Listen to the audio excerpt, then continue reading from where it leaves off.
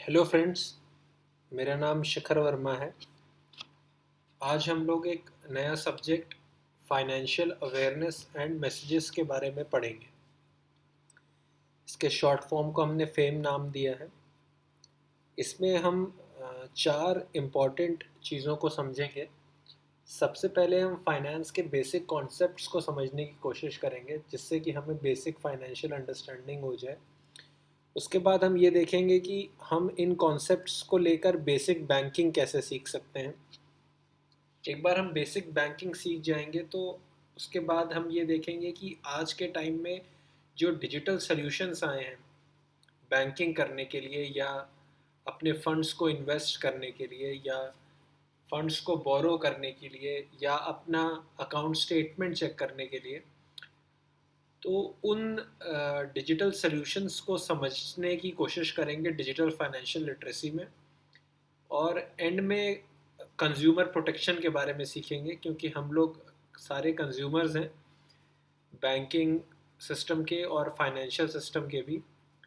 तो हम ये सीखने की कोशिश करेंगे कि हम अपने आप को किन लॉज से या किन इम्पॉर्टेंट चीज़ों का ध्यान रख के अपने आप को सेव कर सकते हैं फ्रॉम एनी मैल प्रैक्टिस और फ्रॉड।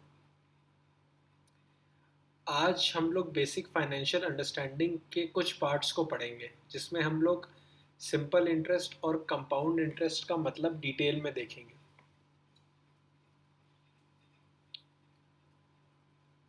सबसे पहले इंटरेस्ट ऑफ लोन को समझने की कोशिश करते हैं।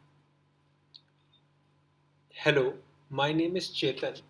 आई want to buy a bike. Chetan को एक साइकिल खरीदनी है। I don't have the money right now, but I want the bike now. तो चेतन के पास पैसे अभी नहीं है बाइक को खरीदने के, पर चेतन को बाइक अभी चाहिए। तो फातिमा उनके लिए एक सोल्यूशन लेके आई है। Hi, I am Fatima. Why don't you take a loan? A nearby bank is offering rupees 3000 at 10% per annum simple interest for 2 years। तो फातिमा ये सोल्यूशन बताती है कि बैंक में आपको 3000 रुपीज़ लोन मिल जाएंगे आज बाइक के लिए। आप उससे अपनी बाइक खरीद लीजिए और 10% पर एनम पे आप इंटरेस्ट रेट पे करते रहिए बैंक को, जब तक कि आप ये पैसा बैंक को लौटाते नहीं हैं 2 साल के बाद। बट ये थोड़ा सा कॉम्प्लिकेटेड लगता है और चेतन ये समझ नहीं पाते कि एक्चुअली उन्हें कितना पैसा पे करना होगा बैंक को। बैंक ऐसा तो है नहीं कि 3000 रुपीज़ उन्हें फ्री में दे देगा। तो अगर हमें उन्हें इंटरेस्ट पे करना है तो कितना पे करना है और कब पे करना है, ये वो कैसे समझेंगे। तो देखिए दोस्तों, उसमें सबसे पहले पर एनम जब भी लिखा होगा तो पर एनम का मतलब होता है पर ईयर। तो मतलब हमें 10% रेट पर ईयर देना होगा 3000 रुपीज़ पे। इसकी कैलकुलेशन को नेक्स्ट स्लाइड में देखते हैं। फातिमा बताते हैं, the basic amount which you would get from the bank today is called principal. यानी आज हमें बैंक जो अमाउंट देगा, आज को हम ज़ीरो पीरियड बोलते हैं दोस्तों। जैसे 1 ईयर को बोलते हैं कि एट ईयर 1, वैसे एट ईयर 2, वैसे आज एट ज़ीरो पीरियड। तो अगर हम ज़ीरो पीरियड बोले तो एट ज़ीरो पीरियड हमें बैंक जो पैसा देगा उससे हम बाइक खरीदेंगे, उस पैसे को हम प्रिंसिपल बोलते हैं। हमें कितने ईयर्स तक इंटरेस्ट देना है? 2, क्योंकि 2 साल के लिए बैंक हमें लोन ऑफर कर रहा है। रेट क्या है इंटरेस्ट का? 10%। बैंक को हमें क्या वापस करना होगा? प्रिंसिपल तो वापस करना ही होगा, उसके साथ साथ हमें बैंक को इंटरेस्ट भी पे करना है। तो प्रिंसिपल कितना है? आज हमें कितना बैंक दे रहा है? बैंक आज हमें 3000 रुपीज़ दे रहा है। 3000 रुपीज़ तो हमारा प्रिंसिपल हो गया, जो हमें 2 ईयर्स के एंड में बैंक को वापस करना होगा। उसके साथ हमें इंटरेस्ट कितना पे करना होगा? तो interest is equal to principal multiplied by number of years for which loan has been taken multiplied by rate upon 100। तो ये तो फॉर्मूले के हिसाब से है दोस्तों, लेकिन अगर हम इसको ऐसे भी समझें कि अगर हमें 10% रेट देना है हर ईयर पे, तो एक ईयर में कितना परसेंट हम रेट देंगे? अगर 3000 रुपीज़ है तो एक ईयर का इंटरेस्ट हमारा आएगा 300 रुपीज़। 3000 इंटू 10% इंटू 10/100, और सेकेंड ईयर का इंटरेस्ट आएगा अगेन 300 रुपीज़, 3000 इंटू 10/100, तो टोटल हमें 600 रुपीज़ देने होंगे। पर अगर हमारा टाइम पीरियड बहुत लंबा है या हमें डायरेक्टली फार्मूले से इसको कैलकुलेट करना है, तो हम इस फार्मूले को यूज़ कर सकते हैं। इसको बोलते हैं PRT/100, मतलब P मतलब प्रिंसिपल, R मतलब रेट और T मतलब टाइम अपॉन 100। यहाँ पे टाइम हमेशा ईयर्स में रहेगा दोस्तों। तो अगर हमारे पास मंथ्स है, यानी कि 6 मंथ्स के लिए हमने लोन लिया है, तो हमें उसको ईयर में कन्वर्ट करना पड़ेगा। मंथ को ईयर में कैसे कन्वर्ट करते हैं? हमेशा उसको डिवाइड बाय 12 करके। तो अगर यहाँ पे 6 मंथ होता तो वो 6/12 टी की जगह आता। इस केस में प्रिंसिपल क्या है? 3000, टाइम क्या है? 2 ईयर्स, और रेट क्या है? 10%। 10% मतलब 10/100। तो इसका फॉर्मूला होगा 3000 इंटू 2 इंटू 10 डिवाइडेड बाय 100, यानी कि 600 रुपीज़। तो ऐसे भी 600 रुपीज़ ही आया। तो amount to be paid back कितना हो गया? जो प्रिंसिपल दिया 3000 plus interest 600 rupees, total amount 3600 rupees. तो इससे चेतन को ये पता चल गया कि भाई 2 ईयर्स के एंड पे हमें पैसे देने कितने हैं बैंक को। हमें कितने पैसे देने हैं? 3600। आज हमें कितने मिल रहे हैं? 3000। तो बैंक क्यों हमें पैसे दे रहा है आज? बिकॉज बैंक को इंटरेस्ट से इनकम हो रही है। हमेशा हमें ये चीज़ ध्यान रखनी है कि कोई भी फाइनेंशियल ट्रांजैक्शन तभी अकम्प्लिश हो रहा है जब दोनों पार्टीज उससे इक्वली या अपने अनुसार बेनिफिट अवेल कर रही है। जैसे कि चेतन के पास आज 3000 रुपीज़ नहीं है, तो चेतन को बैंक 3000 रुपीज़ आज दे रहा है, जिससे चेतन का फ़ायदा हो रहा है, वो आज बाइक खरीद पा रहे हैं। उसी प्रकार से जब चेतन 2 साल के बाद 3600 रुपीज़ बैंक को दे रहा है, तो बैंक को 3000 की जगह 3600 मिल रहा है। तो 600 रुपीज़ बैंक की इनकम हो रही है जो उसने लोन देकर कमाई है। तो इससे बैंक को इंटरेस्ट इनकम का फ़ायदा हो रहा है। तो यहाँ पे हमारी दोनों पार्टीज को फ़ायदा होता है। आगे बढ़ते हैं। फातिमा बोलती हैं, wait, watch out for few things while taking the loan. लेकिन लोन का प्रोसीजर इतना सिंप्लीफाइड ही नहीं है, क्योंकि जब भी हम प्रैक्टिकली मार्केट में डील करते हैं तो हमें कई सारी चीज़ें हो सकता है कि फेस पे लगें कि ये तो बहुत ही सिंपल है, पर एक्चुअल में उसके अंदर और चीज़ें हो सकती हैं, जैसे कुछ कंडीशंस हो सकती हैं। उसको इस पॉइंट्स के थ्रू समझेंगे। First point, in simple interest there is no interest on interest portion. दोस्तों देखिए, यहाँ पे थोड़ा समझने की कोशिश करिए कि 3000 रुपीज़ जब हमें ओरिजिनली मिला था, और फर्स्ट ईयर के एंड पे अगर हमें फर्स्ट ईयर के एंड पे ही इंटरेस्ट वापस करना होता, तो हम कितना इंटरेस्ट क्या देते? 300 रुपीज़। ऐसे हमने 600 दिया 2 साल का, तो 1 साल का कितना देते? 300 रुपीज़। अगर आप फॉर्मूले में भी कैलकुलेट करेंगे तो 300 ही आएगा। 300 रुपीज़ देते। तो जब फर्स्ट ईयर के एंड पे बैंक एलिजिबल हो गया था 300 रुपीज़ की इनकम के लिए, तो नेक्स्ट ईयर जब ईयर 1 के एंड पे ईयर 2 के एंड तक का इंटरेस्ट कैलकुलेट किया गया तो 3000 पे ही किया गया। जबकि सिंपल इंटरेस्ट अगर यहाँ नहीं होता तो वो जो 300 इनकम जो रिकर हुई है एट ईयर एंड के फर्स्ट एट ईयर 1 के एंड पे, वो इंटरेस्ट इनकम पे भी इंटरेस्ट लगता। कैसे? बैंक ने हमें ओरिजिनली दिया 3000 रुपीज़, फर्स्ट ईयर के एंड पे बैंक को हमें कितना पैसा देना है? 3000 रुपीज़ भी बनता है बैंक का, और 300 रुपीज़ की इनकम भी जनरेट हो गई है इंटरेस्ट की। ईयर 2 पे हमें बैंक को कितना इंटरेस्ट देना है?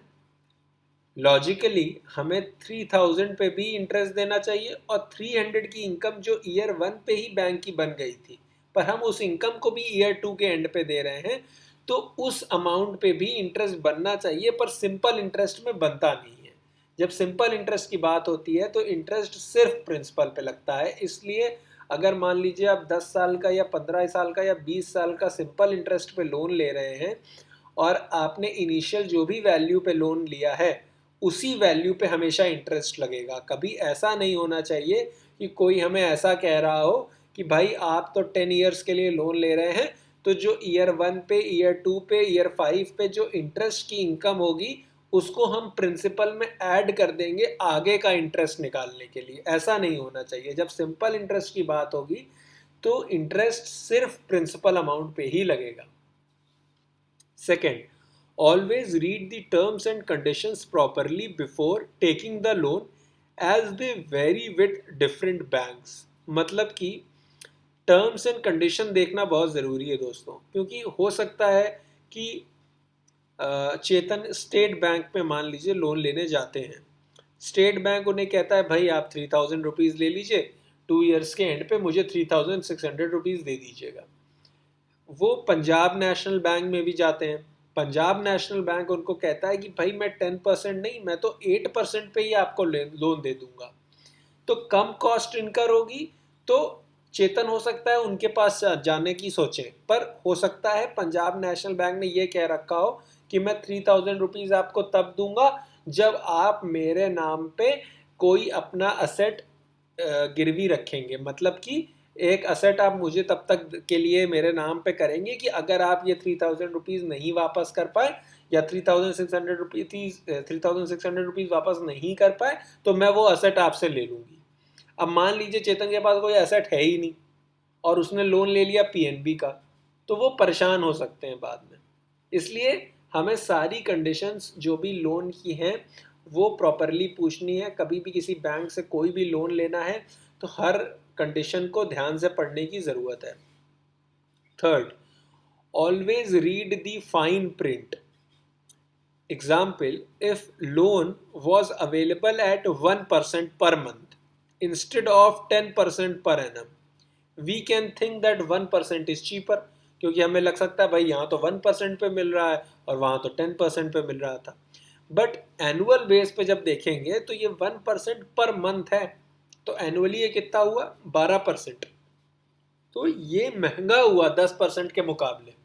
लेकिन ये बात बहुत हल्की सी लिखी होगी कि भाई 1% पर मंथ मिल रहा है और 10% पर एनम है, तो हमें लगने लगता है कि भाई 1% तो बहुत सस्ता है।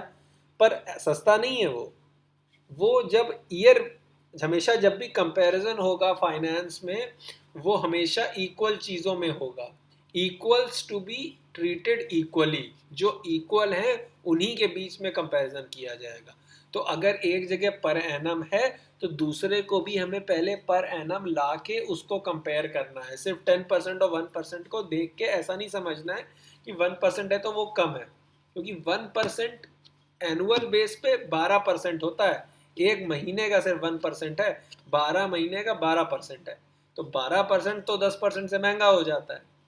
उसके बाद fourth point, always make interest rate on annual basis for comparison of rate across banks. यही जो थर्ड पॉइंट है मैंने आपको एक्सप्लेन किया। से बैंक ए offers 2% per month, bank B offers 4% पर क्वार्टर, सी ऑफर्स 13% पर एनम।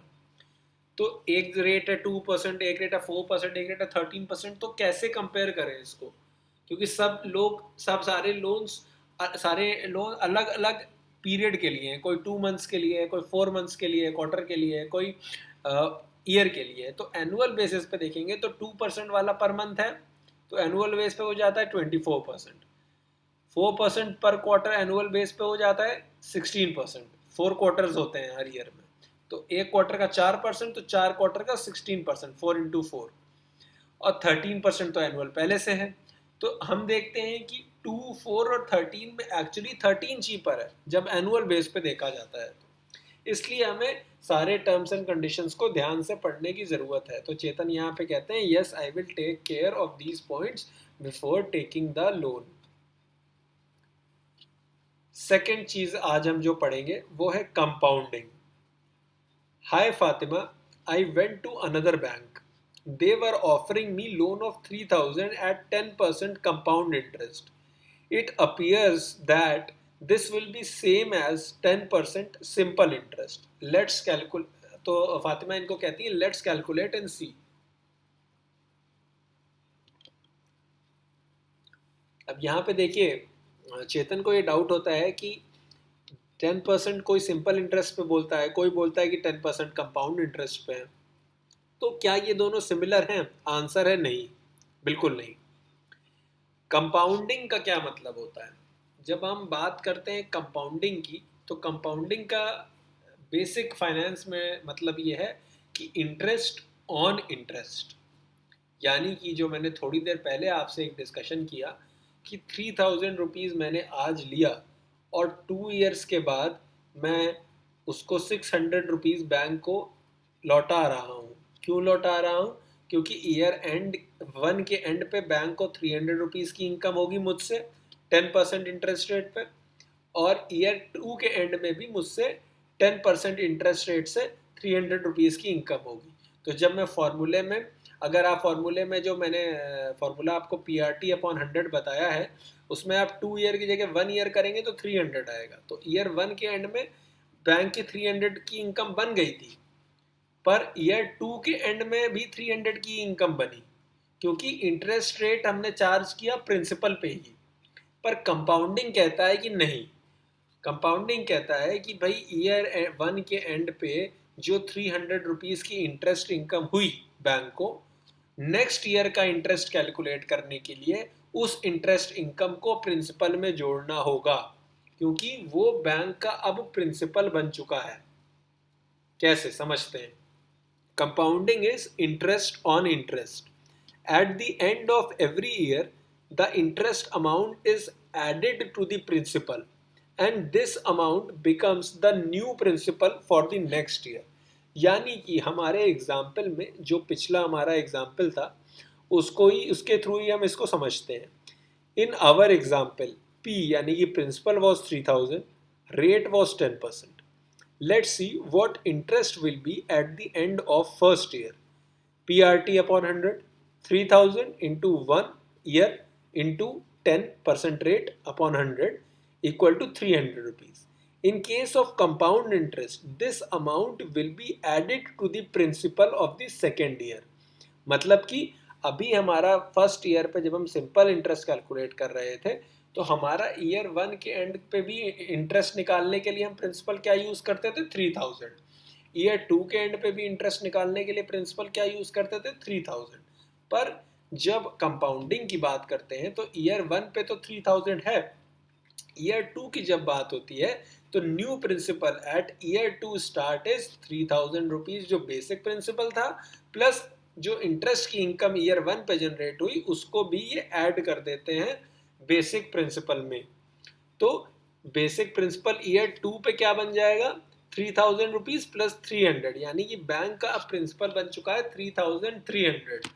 तो अब सेकेंड ईयर पे इंटरेस्ट क्या होगा? प्रिंसिपल क्या हो गया हमारा? 3300 into rate 10% into time 1 year. Year 2 तक का देखना है, 1 से 2 तक का 1 ईयर। तो इंटरेस्ट आया 330। तो टोटल हमें जो प्रिंसिपल, टोटल अमाउंट जो ईयर 2 के एंड में बैंक को पे करना पड़ा, अगर हम कंपाउंड इंटरेस्ट पे जाते तो वो ओरिजिनल प्रिंसिपल था। क्या था original principal? 3000 rupees, plus interest first year पे कितना आया? 300 रुपीज़, और इंटरेस्ट सेकेंड ईयर पे कितना आया? 330 रुपीज़। यानी कि अगर 10% सिंपल इंटरेस्ट था तो हमारी कॉस्ट थी 3600 रुपीज़, और जब 10% कंपाउंड इंटरेस्ट हुआ तो हमारी कॉस्ट हुई 3630 rupees. So simple interest is cheaper than compound interest in this case. अगर हमें लोन लेना है और रेट ऑफ इंटरेस्ट सेम है और टाइम पीरियड भी सेम है, प्रिंसिपल भी सेम है, तो कंपाउंड इंटरेस्ट में ज़्यादा पैसा देना होगा। तो ज़्यादा चीपर सिंपल इंटरेस्ट है अगर बाकी सारी चीज़ें बराबर हैं तो जो डिफरेंस है, जो हमारी कॉस्ट हुई कंपाउंड इंटरेस्ट लेते हुए और जो हमारी कॉस्ट हुई सिंपल इंटरेस्ट लेते हुए, उनके बीच का डिफरेंस कितना है? 3630 माइनस 3600 यानी 30 रुपीज़। तो 30 रुपीज़ एडिशनल कॉस्ट एक्चुअली में कहाँ से आई है दोस्तों? एक्चुअली में वो आई है जो ईयर 1 पे एंड पे हमने जो इंटरेस्ट इनकम बैंक की बनी 300 रुपीज़, उस पर भी जब इंटरेस्ट लगा, because compounding is interest on interest, तो अगर उस 300 रुपीज़ पे इंटरेस्ट लगेगा 10% 1 ईयर के लिए, तो कितना इंटरेस्ट होगा, 30 रुपीज़। तो वो 30 रुपीज़ ही डिफरेंस है। तो सिंपल इंटरेस्ट और कंपाउंड इंटरेस्ट में डिफरेंस ये है कि सिंपल इंटरेस्ट में हमेशा रेट ऑफ इंटरेस्ट लगता है बेसिक प्रिंसिपल पे, पर कंपाउंड इंटरेस्ट में हमेशा रेट ऑफ इंटरेस्ट लगता है बेसिक प्रिंसिपल प्लस उस समय तक बैंक ने अगर कोई इंटरेस्ट इनकम कमा ली है तो, यानी हमारे एग्जाम्पल में 3000 रुपीज़ प्लस ईयर 1 के एंड तक 300 रुपीज़ बैंक ने कमा लिए थे, तो नेक्स्ट ईयर का जो हमारा प्रिंसिपल है वो चेंज हो जाएगा, वो 3000 प्लस 300 3300 हो जाएगा for the purpose of calculating compound interest. तो चेतन पूछते हैं क्या इसका भी कोई फॉर्मूला है? इसका फॉर्मूला है दोस्तों, पर मैंने जो आपको पीछे एक्सप्लेन किया है आप उसको एक दो बार देख के समझने की कोशिश करिएगा, अगर उससे क्लियर नहीं होता है तो फिर से समझाएंगे अलग तरीके से।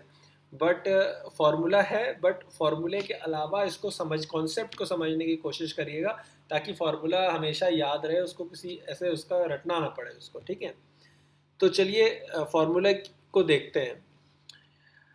Compound interest is equal to principal bracket open 1 plus r rate upon 100 bracket closed to the power number of years minus principal. Basically जो n तक का जो फॉर्मूला है, यानी शुरू जो p 1 प्लस आर बाई 100 की पावर n यहाँ तक का फॉर्मूला है, ये जो आपका टाइम पीरियड है उसके एंड पे फ्यूचर वैल्यू निकालता है कि आज का जो पैसा है x यानी कि 3000 रुपीज़, ये ईयर 2 पे के एंड पे कितना अमाउंट बनेगा, यानी 3630 जो हमने अभी पिछले फॉर्मूले में अपने पिछले स्लाइड में देखा था। ये n तक जो फॉर्मूला है वो कैलकुलेट करता है कि बेसिकली फ्यूचर वैल्यू क्या होगी, मतलब फ्यूचर वैल्यू मतलब आज 0 डे पे जो 3000 है वो 2 साल बाद 10% के कंपाउंड इंटरेस्ट पे उस अमाउंट की वैल्यू क्या होगी। तो वैल्यू क्या है, 3630 जैसे हमने पहले निकाला, वही इस फॉर्मूले से भी निकलेगी।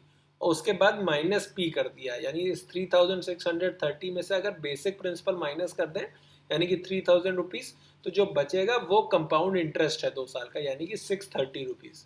तो अगर कंपाउंड इंटरेस्ट का फॉर्मूला देखिए तो इसमें देखिए आगे का पी नहीं लगा हुआ है, वो मुझसे मिस हो गया। कंपाउंड इंटरेस्ट का फॉर्मूला है 3000 बेसिक प्रिंसिपल था, bracket open 1 plus rate 10 upon 100 की पावर 2 ईयर्स। तो इसको जब आप बॉड मास से सॉल्व करेंगे तो सबसे पहले बॉड मास में क्या होता है, ब्रैकेट को सॉल्व किया जाता है। तो ब्रैकेट में के अंदर की चीज़ों को हमें सॉल्व करना है, ठीक है। ब्रैकेट के बाद डिवीजन है, हमारे यहाँ पे डिवीजन हो रहा है और एडिशन हो रहा है। तो सबसे पहले क्या होगा, डिवीजन।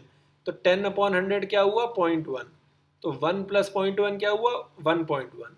1.1 का पावर 2 क्या होगा, ब्रैकेट सॉल्व करना है, होगा 1.1 इंटू 1.1 यानी कि 1.21। तो 3000 इंटू 1.21 यानी कि 3630। इसमें से आपको प्रिंसिपल माइनस करना पड़ेगा 3000, तब कंपाउंड इंटरेस्ट निकलेगा। ये बेसिकली उसकी फ्यूचर वैल्यू है कंपाउंड इंटरेस्ट के बेसिस पे।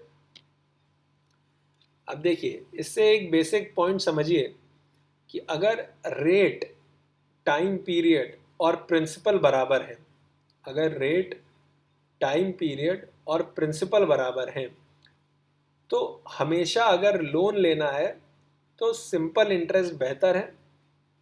क्यों? क्योंकि सिंपल इंटरेस्ट में हमने देखा कि कॉस्ट कम आती है। तो अगर हमें लोन लेना है तो हमें इंटरेस्ट पे करना है। जब हम लोन लेंगे हमें जल्दी पैसा मिला, तो 2 साल बाद हम उसका इंटरेस्ट पे कर रहे हैं। तो जब हमें पे करना है तो हमें देखना है कि हमारी कॉस्ट कम से कम होनी चाहिए। तो कॉस्ट किस केस में कम हो रही है, सिंपल इंटरेस्ट के केस में, अगर बाकी सब चीज़ें इक्वल हैं तो। सिंपल इंटरेस्ट के केस में कॉस्ट कम हो रही है, लेकिन अगर हमें इन्वेस्ट करना है कहीं और रेट, टाइम पीरियड और प्रिंसिपल सब सेम है सिंपल इंटरेस्ट में और कंपाउंड इंटरेस्ट में, तो बेहतर है हम कंपाउंड इंटरेस्ट में इन्वेस्ट करें। क्योंकि अगर हमें पैसा जमा करना है तो इंटरेस्ट इनकम होगी हमें। ये लोन का ऑपोजिट केस है कि लोन जब हम ले रहे हैं तो हम इंटरेस्ट पे करना है, पर जब हम फंड इन्वेस्ट कर रहे हैं, अपना पैसा बैंक में लगा रहे हैं, तो वहाँ से जो इनकम हमें हो रही है वो ज़्यादा किस में होगी, कंपाउंड इंटरेस्ट में, क्योंकि अमाउंट ज़्यादा किस में आता है? कंपाउंड इंटरेस्ट में। क्यों अमाउंट कंपाउंड इंटरेस्ट में ज़्यादा आता है? क्योंकि कंपाउंड इंटरेस्ट इंटरेस्ट पे भी इंटरेस्ट लगाता है। ठीक है, अगला अब एक्सरसाइजेज हैं, 3 एग्जाम्पल्स मैंने दिए हुए हैं। फर्स्ट है, Ram wants to buy an air cooler of ₹3000। तो राम को एयर कूलर खरीदना है 3000 रुपीज़ का। तो प्रिंसिपल क्या हो गया हमारा? 3000 rupees. He doesn't have any money right now and he expects to get the money after 3 years। मतलब 3 साल के बाद राम के पास पैसा आ जाएगा। 3 साल तक मतलब राम को ये लोन चाहिए होगा, तो पीरियड हमारा टी क्या हो गया? 3 years। He is willing to pay 5% interest rate on simple interest basis. Ram 5% interest pay करने को तैयार हैं, क्योंकि आज अगर वो लोन ले रहे हैं कूलर के लिए 3000 रुपये, तो 3 साल बाद वो पे करेंगे, तो 3 साल के लिए अपने पास रखेंगे, तो उसके लिए वो कुछ पेमेंट भी करेंगे ना इंटरेस्ट का, तो वो इंटरेस्ट वो 5% देने को तैयार है। अब 5% इंटरेस्ट रेट वो किस पे देने को तैयार है? सिंपल इंटरेस्ट पे। अब Ram wants to know how much money along with interest he would need to pay at the end of 3 years। कि राम को ये तो पता है कि भाई वो 5% से ज़्यादा नहीं देंगे, लेकिन एक्चुअली में क्या अमाउंट है ये राम पूछ रहे हैं। यानी कि राम ये जानना चाहते हैं कि आज मैं जो 3000 रुपीज़ ले रहा हूँ, तो 3 साल बाद मुझे बैंक को कितना पैसा लौटाना है इंटरेस्ट समेत।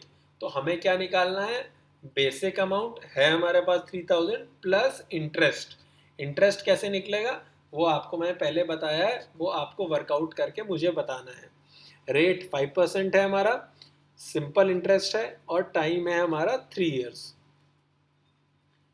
सेकेंड क्वेश्चन हमारा है, Daniel has 5000 today which he will not be needing till next 5 years।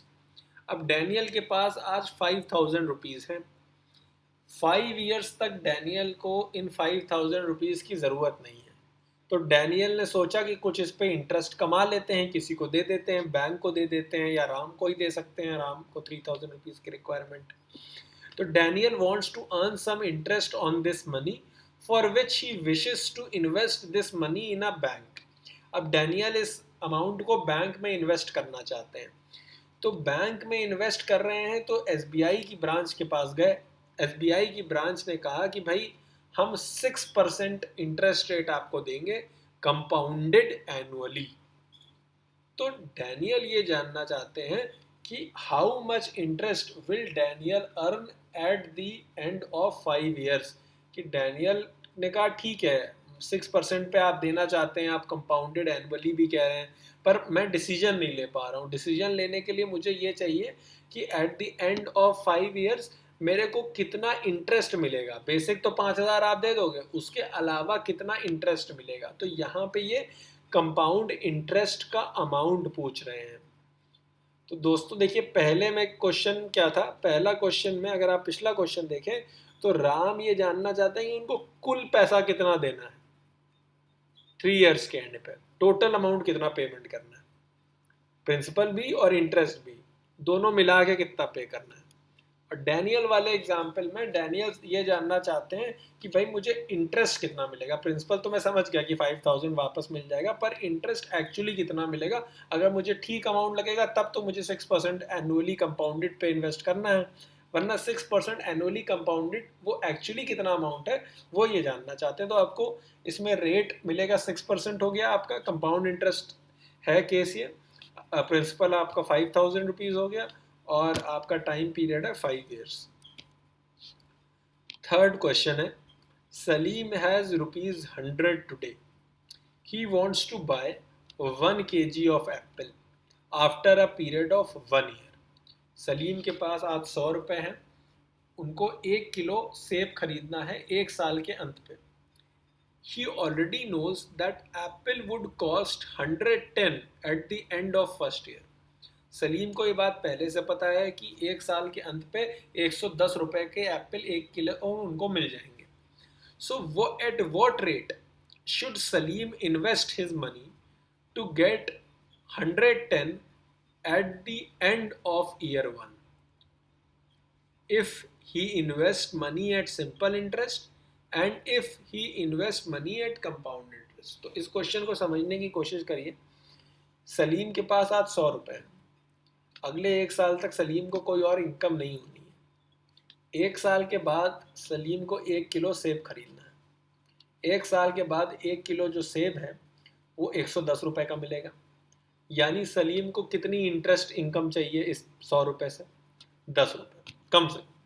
तो 10 रुपए इंटरेस्ट इनकम हो गई। तो हमें मतलब नॉर्मली हम इंटरेस्ट निकालते हैं, पर यहाँ हमें इंटरेस्ट पहले ही बता दिया कि भाई इंटरेस्ट जो है वो 10 रुपया चाहिए। तो इंटरेस्ट का अमाउंट कितना हुआ? ₹10।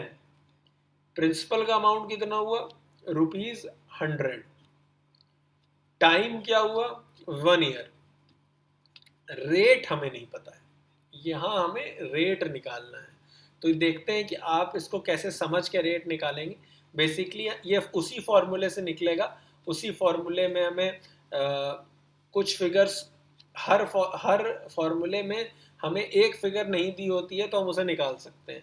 जैसे कि जब हम पहले इंटरेस्ट निकाल रहे थे तो हमारे पास प्रिंसिपल, रेट और टाइम था। अभी हमारे पास इंटरेस्ट का भी अमाउंट है। कितना इंटरेस्ट अमाउंट चाहिए? 10 रुपीज़। प्रिंसिपल क्या है? 100 रुपीज़।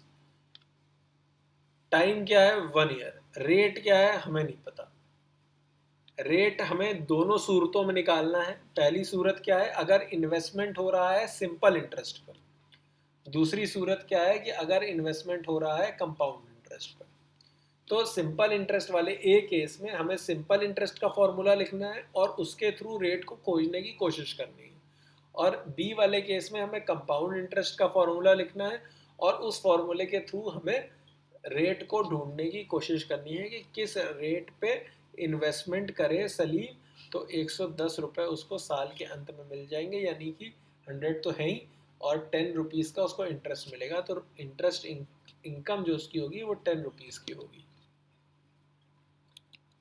एंड में थैंक यू दोस्तों। हम बेसिक फाइनेंशियल अंडरस्टैंडिंग के एक और चैप्टर को लेके अभी नेक्स्ट वीडियो में आपके सामने आएंगे। तब तक इस वीडियो से रिलेटेड कोई भी क्वेश्चंस हो या इस एक्सरसाइजेस का जब आप सॉल्यूशंस देंगे तो हम लोग इसके लिए बात करेंगे। Thank you.